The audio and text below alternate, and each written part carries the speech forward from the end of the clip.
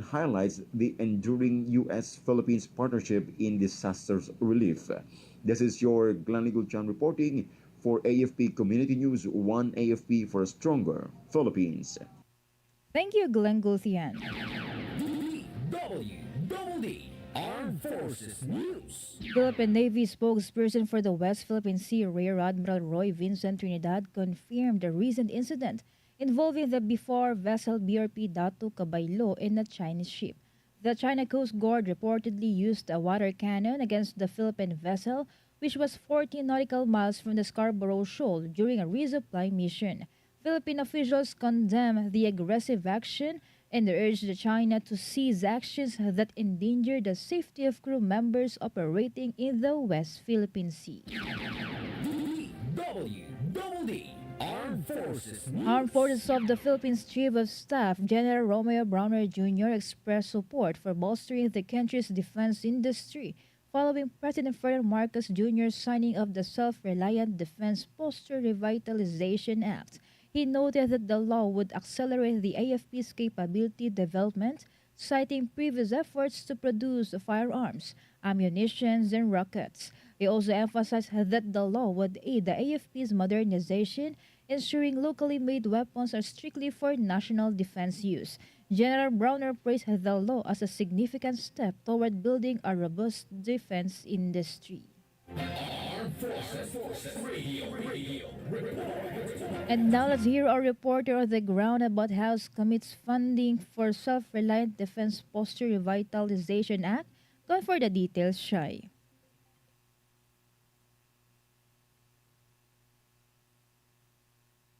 Yes, good afternoon. The House of Representatives has vowed to allocate necessary funding for the implementation of the Self-Reliant Defense Posture Revitalization Act. The law aims to reduce the Philippines' dependence on foreign military imports by boosting local production of advanced military equipment. Speaker Martin Romualdez affirmed the House's support for the initiative, emphasizing its role in strengthening national defense and fostering economic growth through job creation and technological innovation. This is Shai reporting for AFP Community News, one AFP for a stronger Philippines. Thank you, Shai. DWDD Armed Forces News. The Armed Forces of the Philippines has called on its troops to remain apolitical in the upcoming 2025 midterm elections. AFP spokesperson Colonel Francel Padilla emphasized that unlike the Philippine National Police, there will be no reassignment of soldiers with relatives running for office. She expressed confidence in the professionalism of soldiers, ensuring they will not favor any political candidate. He also confirmed the AFP's full support for election security, with task forces ready to maintain peace across various regions. DWDD National News. And for our national news, a total of 374 senatorial aspirants and party list groups filed their candidacies for the 2025 elections during the 8-day certificate of candidacy filing at Manila Hotel Tent City. Among them, 184 individuals filed for the Senate, including veteran politicians and media personalities, while another 184 party list groups submitted their nominations. COMELEC Chair George Derwin Garcia expressed satisfaction with the process and emphasized the next phase of verifying the candidacies ahead of the May 2025 elections. Armed Forces Radio Report. From Solcom, let us hear about, or from Jess, about now 03rd Infantry Brigade and partners join Ako Bicol Tarabangan Caravan in Legazpi City.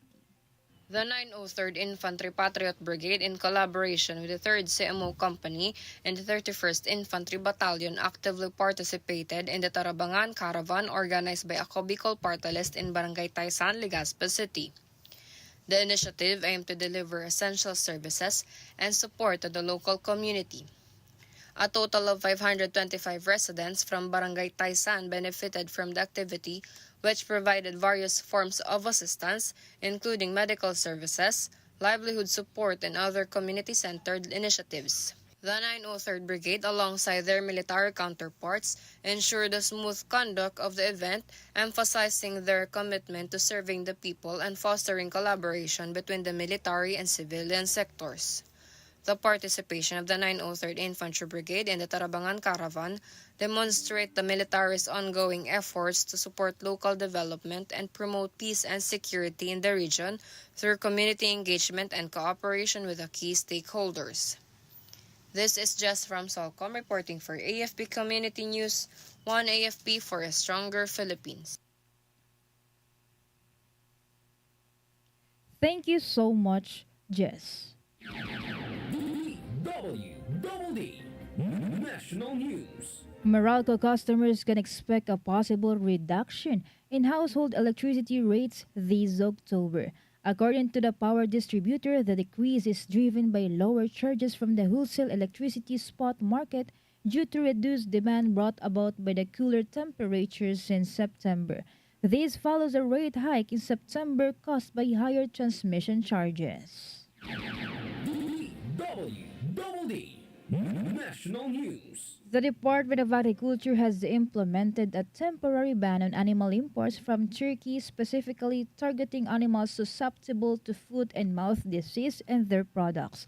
Agriculture Secretary Francisco Chu Laurel Jr. stated that the measure aims to prevent the FMD virus from entering the Philippines following an outbreak in Turkey on September 9 affecting the cattle. The ban will remain in effect until the FMD threat is fully eradicated. Armed Forces Radio Report. Let us hear more updates from Gina about 14th CMO Battalion joins amphibious operation in Navy exercise.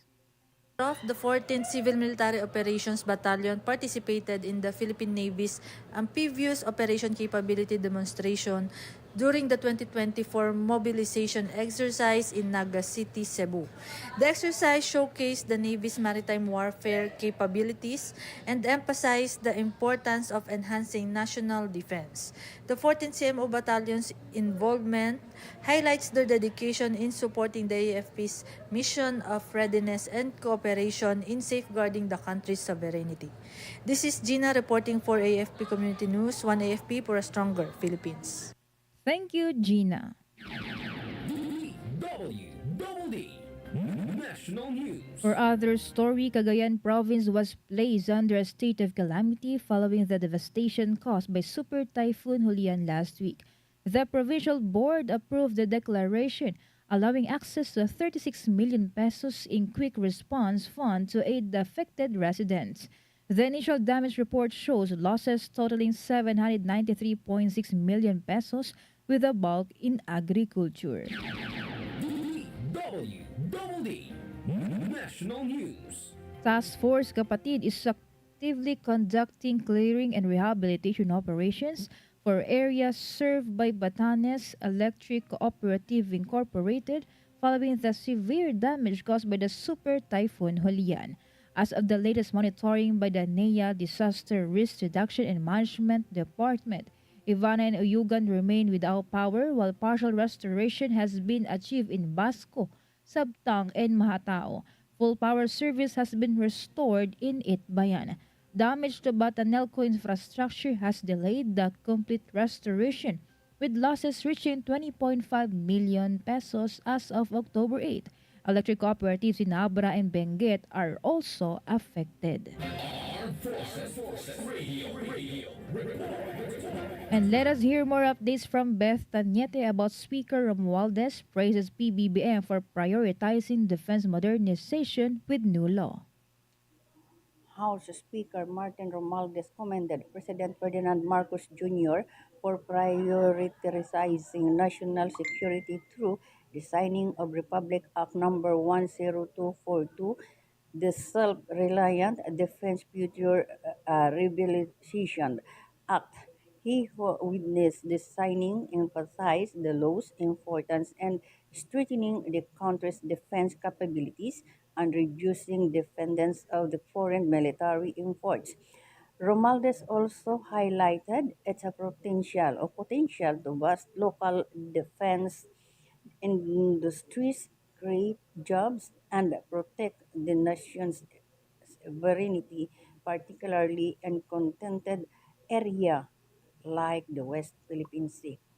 This is Beth Neta reporting for the AFP Community News, 1 AFP for Stronger Philippines. Thank you, Beth Tanyete. DWDD National Police News. Major General Edgar Alan Ocubo has been named as the Philippine National Police's Chief of Directoral Staff, making him the fourth highest ranking officer in the organization effective October 9. Ocubo, a PNPA class of 1992 graduate, previously served as director of the Elite Special Action Force at the National Capital Region Police Office. Other key appointments include Major General Leo Francisco as Civil Security Group Director and several new regional directors for Visayas and Mindanao. DWDD National News. The Philippine Embassy in Riyadh confirmed that 9 more Filipinos are on death row in Saudi Arabia. Efforts are underway in coordination with the Department of Foreign Affairs and the Department of Migrant Workers to save the overseas Filipino workers from execution. This follows the DFA's confirmation of the execution of a Filipino convicted of killing a Saudi national over a financial dispute. Armed Forces Radio. More updates from Ella Mercado about EPD holds a community engagement program against illegal drugs in Marikina City. A total of 200 students of grade 8 and grade 10 from IBC High School undergoes in a lecture conducted by the members of Revitalized Police sa Barangay Team of Marikina, which was carried out in Barangay IVC, Marikina City. The said community engagement program aims to keep away the community, especially the youth, on the ill effects of illegal drugs as part of PNP mantra sa Bagong Pilipinas, gusto ng pulis, ligtas ka.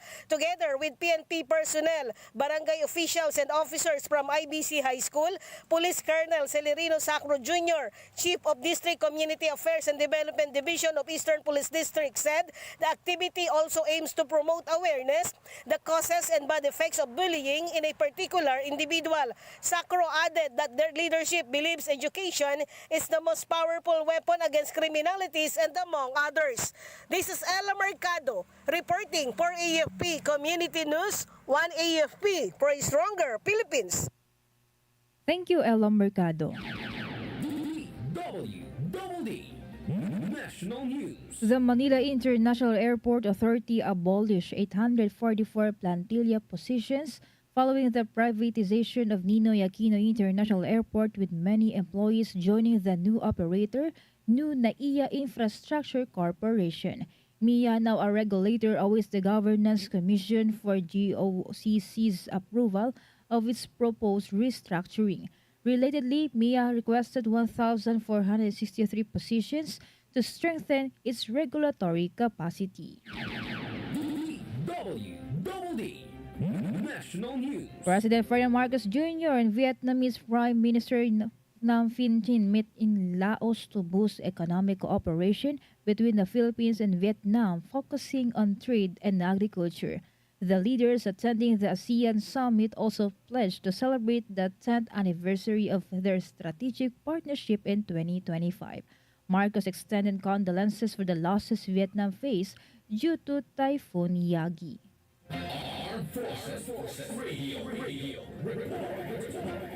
And for other updates, let us hear the details about San Juan launches AFP Reservist Enlistment Drive. Go ahead, Kevin. The local government of San Juan launched the Armed Forces of the Philippines Reservist Enlistment at San Juan City Hall Atrium. The event allowed San Juaneños to enlist as reservists in the AFP, with booths set up by the AFP Reserve Command, Philippine Army and Navy. Mayor Francis Zamora, who joined as a Navy reservist, emphasized the importance of training and preparedness for disaster response and crisis management. This is Kevin reporting for AFP Community News, 1 AFP for a Stronger Philippines. Thank you so much, Kevin. Armed Forces Radio. From First Year G, let us hear some information from Meljoy about 2 million Eclipse grants to former rebel in CAR, RTF LCAC significant milestone. Rofh, the regional task force to end local communist armed conflict in the Cordillera, demonstrated a significant milestone towards national peace and reconciliation, granting 2.3 million pesos in assistance under the government's Enhanced Comprehensive Local Integration Program to Viernes Dangiwan alias Kalipat, a former member of communist terrorist group. Kalipat received the assistance package that includes immediate financial aid, educational support for its dependents, house and lot assistance, and livelihood aid on October 7, 2024 at the Kalinga provincial capital. Kalipat was a former deputy secretary of the Regional Unit Centro and commanding officer of the Kumiting Larangang Guerrilla Bagas under the Ilocos Cordillera Regional Committee before he surrendered to the military in 2023 after 3 decades with the CTG and turned over 29 high-powered firearms, qualifying him for the government army immunization program to support his reintegration into mainstream society. This milestone marks not only a victory for the RTF-LCAC's peace and reintegration efforts, but also a significant personal triumph for Kalipat as he set his journey towards reintegration and a symbol of hope to the remaining former rebels to surrender and to embrace peace, giving them the opportunity to rebuild their lives and contribute to the nation's peace and development. Kalinga Governor James Eduba, who presided over the awarding ceremony, highlighted his accomplishment of the National Task Force to End Local Communist Armed Conflict, stressing the importance of providing opportunities to former rebels. Kalipat expressed his gratitude for the government assistance he received and he committed to be an advocate for peace and development. This is Meljo Nesho Arroco reporting for AFP Community News, 1 AFP for Stronger Philippines. Thank you, Maljoy from First CRG.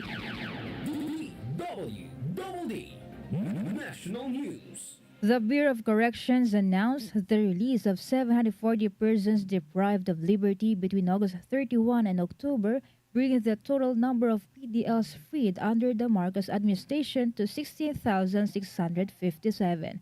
According to Bucor, 459 were released after completing their maximum sentences. 147 were acquitted, 40 were freed on probation, and 86 were granted parole. Bucor Director General Gregorio Catapang emphasized that each release represents an opportunity for individuals to start anew, marking stories of resilience and hope. DWDD Armed Forces News. That's all for today's broadcast. Thank you so much for joining us, especially to our audience in our Facebook page, AFP Radio DWDD. Don't forget to tune in tomorrow for more updates, same time and same station. Again, this is Rofh Suzon for AFP Community News, 1 AFP for a stronger Philippines. Behold the latest military news update. This is AFP Community News, hosted by Rofh Suzon every 12 noon, Mondays to Fridays.